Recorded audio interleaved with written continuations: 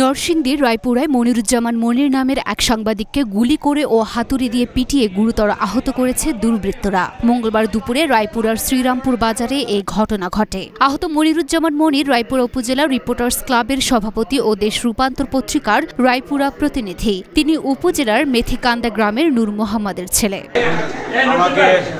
বিভিন্ন পত্রিকায় নিউজ করি সন্ত্রাসীদের বিরুদ্ধে, তাই সন্ত্রাসীগণ আমার প্রতি ক্ষিপ্ত হইয়া আমাকে মেরে ফেলার জন্য দীর্ঘদিন ধরে পায়তারা চালাচ্ছে।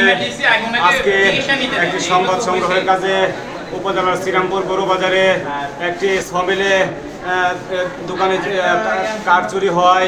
একজন ব্যবসায়ী আমাকে বলে দেয় যে আমার দোকানে চুরি হয়েছে, আমার কার্ডের মেলে চুরি হয়েছে, আসেন আমার দোকানটা পরিদর্শন করে আমার জন্য নিউজ করেন।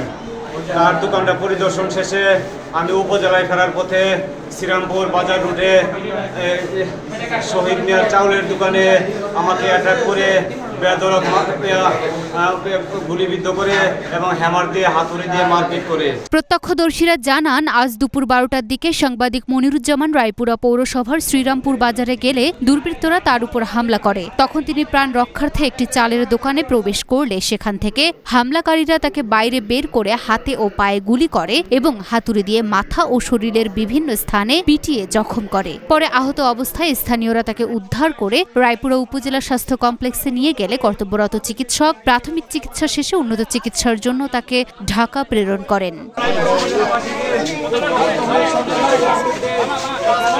এই ঘটনায় নরসিংদী সাংবাদিক ইউনিয়ন, নরসিংদী জেলা reporters club, Raipura press club, Raipura উপজেলা রিপোর্টার্স ক্লাব, রায়পুরা সাংবাদিক ফোরাম সহ নরসিংদী জেলা ও উপজেলার সাংবাদিক সংগঠন সহ নেতারা তীব্র নিন্দা জ্ঞাপন করে অনতিবিলম্বে সন্ত্রাসীদের আইনের আওতায় এনে দৃষ্টান্তমূলক বিচারের দাবি জানান।